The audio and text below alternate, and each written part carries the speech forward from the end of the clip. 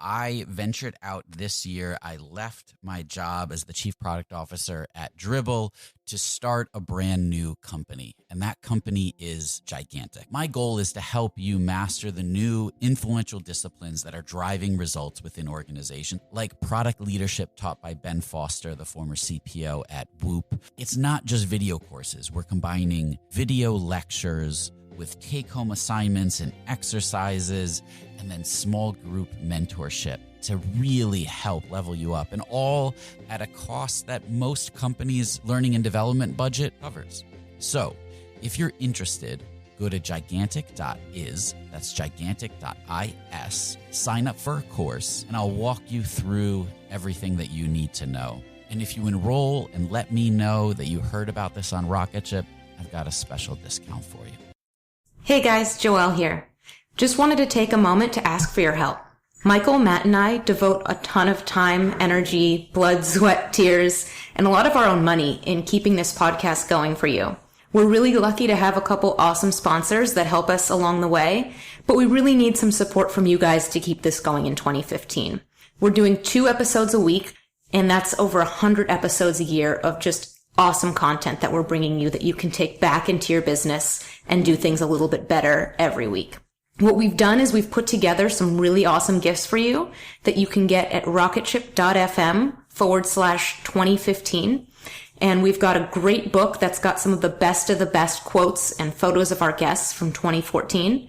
We've got posters that can keep your team motivated and a super cool t-shirt that Michael designed. If none of that sounds enticing to you, you can also just donate cold, hard cash. We take that too. So please support us in 2015 and help us bring you another year of awesomeness. Rocketship.fm/2015. Thanks so much, guys. Now let's get into today's episode.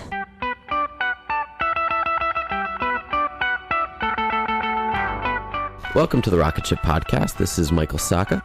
And I'm Joelle Steiniger. Today we talked with Zack Onisko, the Chief Growth Officer at Creative Market. Michael, what'd you think of this talk with Zack? Yeah, I loved his approach to doing things early that don't scale, which we hear a lot about, but he kind of talks about his personal experience at Creative Market and what they did early on to kind of win over people. He talks about the emotional side, which I thought was really awesome. I don't know, what was your takeaway? Well, I just like the emphasis he puts on the whole user experience as a whole, going beyond just your app, but the non-scalable things like getting on the phone with your customers and really getting to know them and talking and getting out there in person and all the things that are the blood, sweat, and tears early on that a lot of people like to avoid are really the things that work. Yeah, absolutely. So let's get into it. Before we get started, we'd like to take a moment to thank our sponsors. Hover takes all the hassle and friction out of registering your next domain name. And if you don't believe me, just ask my wife, Carmen. Hey, babe. Yeah? I need a new website. All right, well, you need to get a domain name. How do I do that? Do you have a domain name? Yes. No. No. I don't. Okay. I need one. Just use my Hover account. What's a Hover? So Hover, HOVER, .com. Okay. And just search for whatever domain you want. Oh, that's it? Yeah. Okay, I can do that. Go to hover.com, get 10% off your entire first purchase by using the code SOEASY. That's hover.com and the code SOEASY. CodeShip makes continuous delivery simple and easy. For those of you just getting started, CodeShip has a generous free plan with 5 private projects included and 100 builds per month. Not enough? You get 20% off 3 months just for being a Rocketship listener.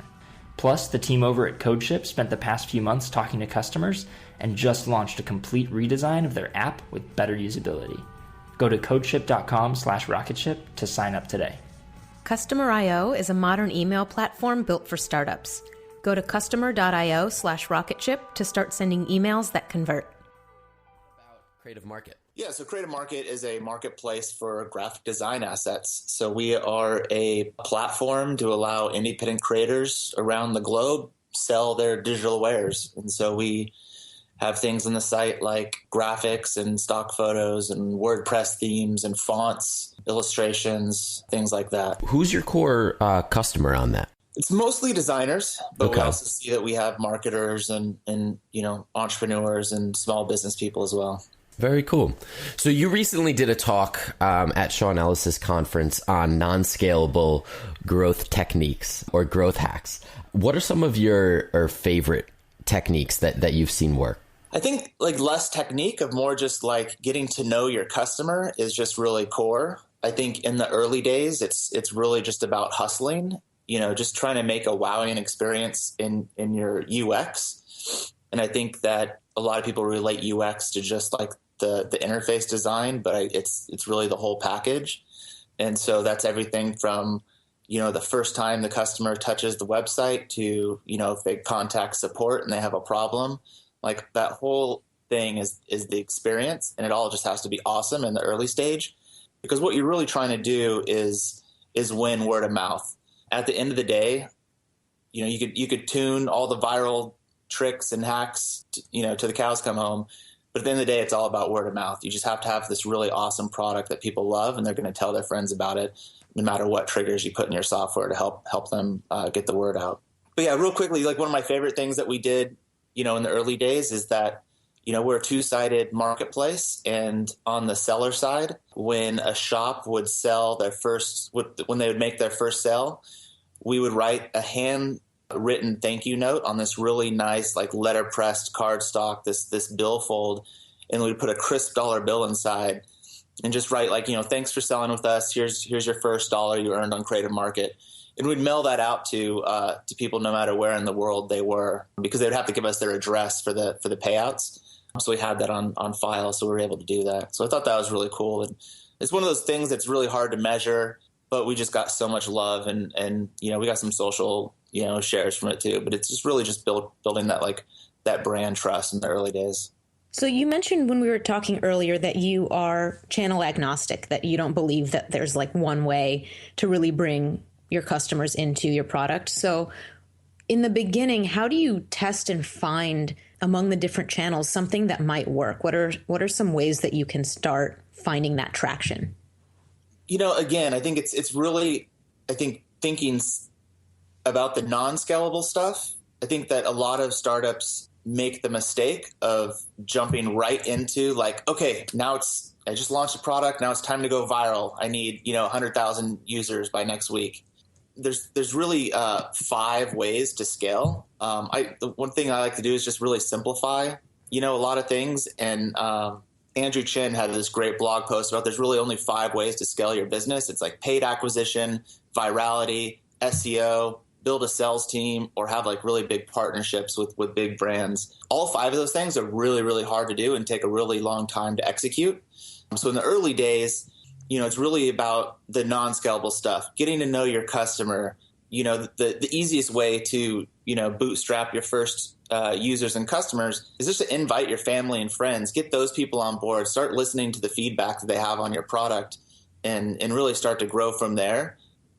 I think that folks that really looking to grow really, really fast out the gate, you rarely see success with those tactics.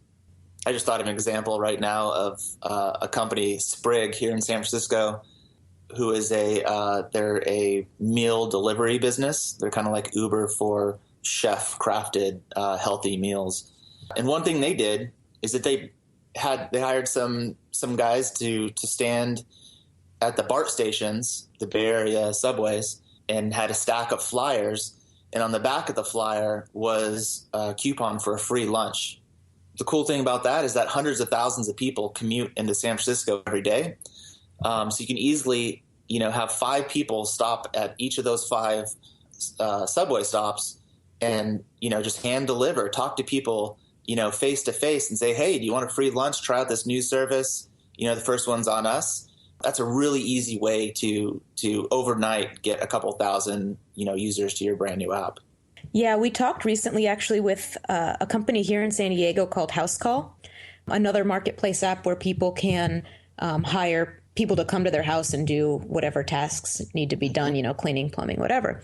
And what they did that was not scalable in the beginning is they actually went out to people's houses themselves and helped with things before they had the other side of the equation, some of the vendors to do that. So they would drive out themselves and set up someone's Wi-Fi or totally. do what they could. And that, I mean, to me, that's the epitome of hustle. Totally. And you hear about the early days of Airbnb, of the founders, with having the cameras hanging from their neck and just going door to door in New York City and taking pictures of everyone's listings personally. So that's what it really takes in the early days. And it's just a lot of sweat and hard work, but it pays off if people really love the product and service. Yeah, totally. So for Creative Market, what was your key differentiator in the early days that made people pick you over some of the other marketplaces where you could buy similar assets? Yeah. So, we approached Creative Market we kind of made a laundry list of why all the other marketplaces suck. We decided to do the exact opposite. So for one, if you look at iStock or even like the Envato network and some of these other bigger marketplaces that have been around for a really long time, they take 70% of the revenue and then give the creator of the asset 30%. Those percentages can change based on different things, but we decided to do the reverse. So we give 70% to the creators and we only keep 30%. We think that's a much fair value proposition. The other thing is that the other marketplaces set the prices for the creators. We allow our shops to set their own prices. Other marketplaces have exclusivity agreements, so they lock you in. You can only sell goods on their website. We allow you to sell on our site, your own site, any other marketplace. It's completely open and free. So we have a whole list of things that separate us from the competition. But then at the end of the day, too, we have an application process to sell with us. And we still hand vet all the designers who upload their wares. And so as a result, we have only really high quality stuff, or mostly really high quality stuff in our catalog. So that really stands out when you shop on Creative Market versus, iStock Photo, which has a bunch of those like cheesy, like business people in the blue shirts and the office settings and pointing fingers. Totally. So a lot of this stuff in the beginning is, like you said, it's really hard to measure. You got to just kind of believe in what you're doing and go that extra mile. But what kind of indicators do you look for to know that what you're doing is really worth your time and effort versus putting that time and effort elsewhere when you're obviously spread pretty thin? Yeah, so it's really comes back to the product and delivering just this awesome delight to your users. And the cool thing about when you're in this like hustle stage, and I like to think that there's 3 stages of growth, right? So there's product market fit, there's on one end of the scale, and then there's the scalable part of the curve where it's just taking off. But then there's this big middle chunk that I like to call the hustle stage. And that's really just the blood, sweat, and tears of like, okay, you have a product, you've had a signal that people, they like this idea. Now it's like, how do you now get, you have maybe like 50 or 100 users. Now, how do you go get 1,000 or 10,000 users? And so during that time, when you have like 1,000 users on your service, like, these people, at least the active people by first and last name, their face. The cool thing you could do is like add a forum to your site, add a discussion board, or just shoot emails to these people and like get to know them and on a personal basis and be like, hey, we're young, we're trying to figure this thing out. Tell us what you like, tell us what you don't like, and that's that. Not only does that build a relationship between you and your customer, but also gives you those signals that you need to build a better product that can then help you go, attract your next 10,000 customers. Yeah, and it fits perfectly in what you were saying about UX. I mean, that is part of your UX, is those conversations and those relationships. Exactly. I mean, there's a story of this. We had this like 85-year-old guy buy a font. It's a really expensive font. It was like $70 or something.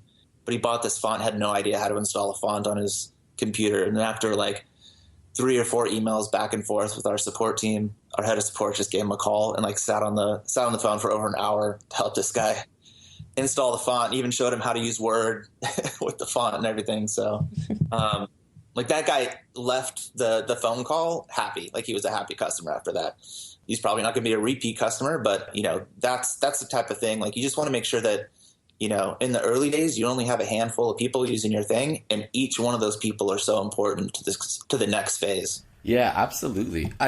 Talking of phases, I'd love to hear, you recently talked on Growth Hacker TV about the dark side of scaling fast, and I'd love to hear about some of those incidents where you feel like you guys grew a little bit too fast and maybe had to play catch up or couldn't keep up with the growth. Could you expand on that? Yeah, so I started started a site or a product called Branch Out with some friends a couple years ago. In 2012, we were one of the fastest growing apps on the Facebook platform.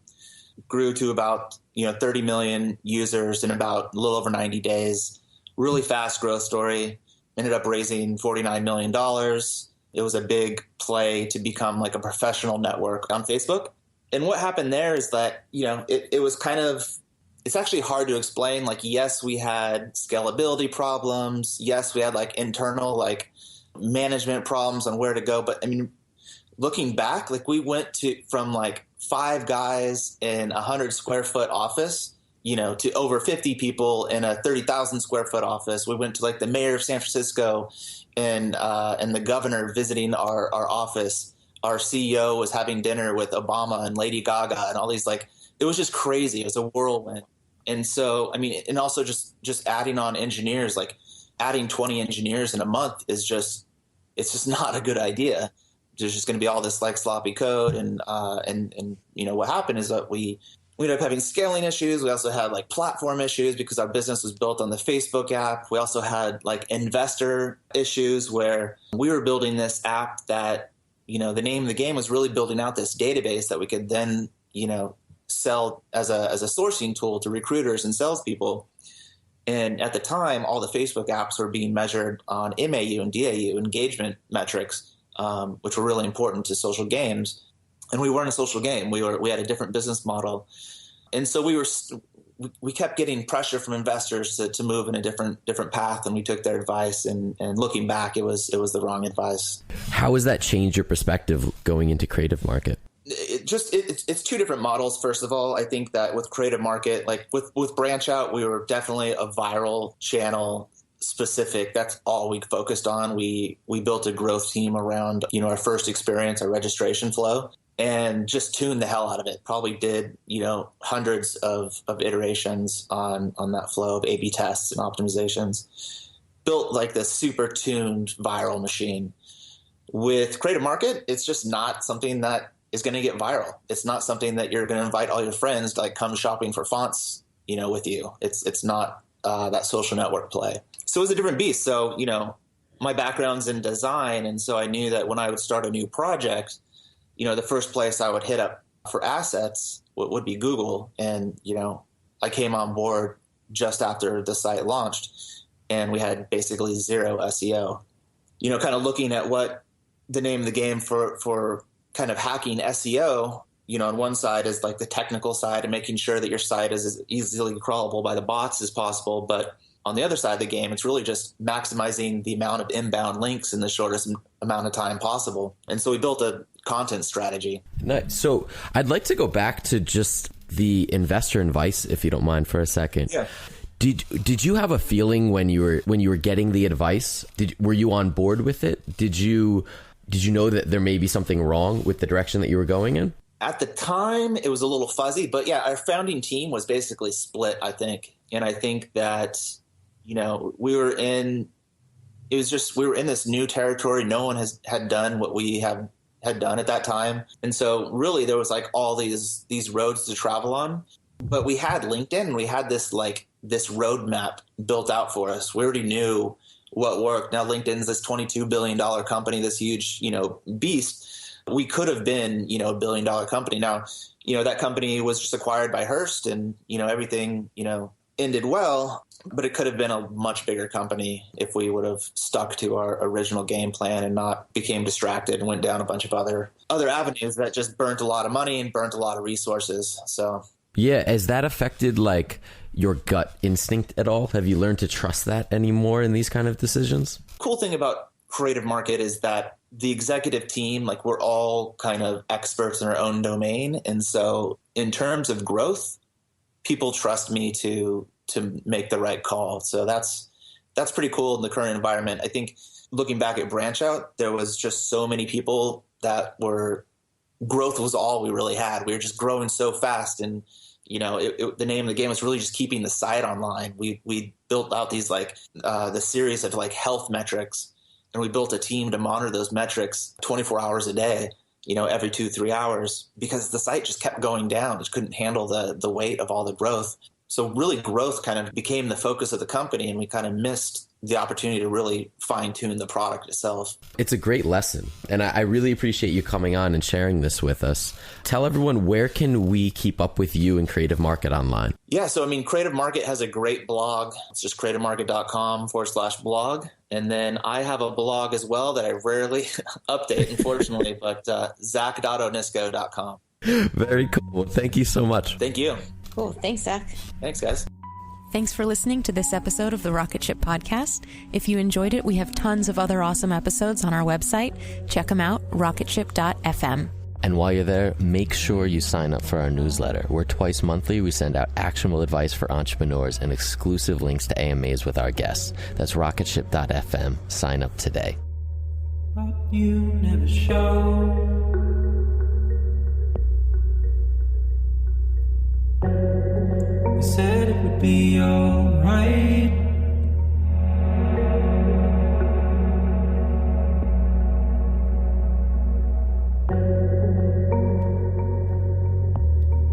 But I just don't know.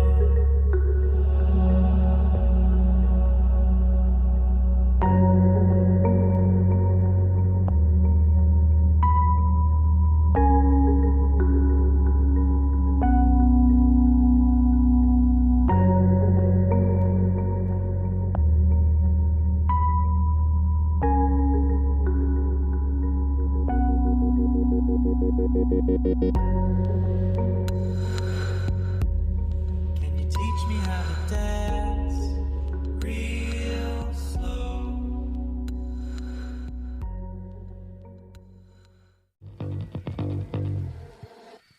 Hey, my name is Lovan Rumpf, and I've been working my ass off as a celebrity stylist by day and a podcast host by night. At the Low Life Podcast, it's all about keeping it real. We're talking fashion, beauty, to religion, sex, drugs, mental health. There's no topic off limits here, and vulnerability is mandatory. You can find my podcast, The Low Life, that's L-O, no W, everywhere and anywhere you listen to your podcasts. New episodes are out every Thursday. We'll see you then.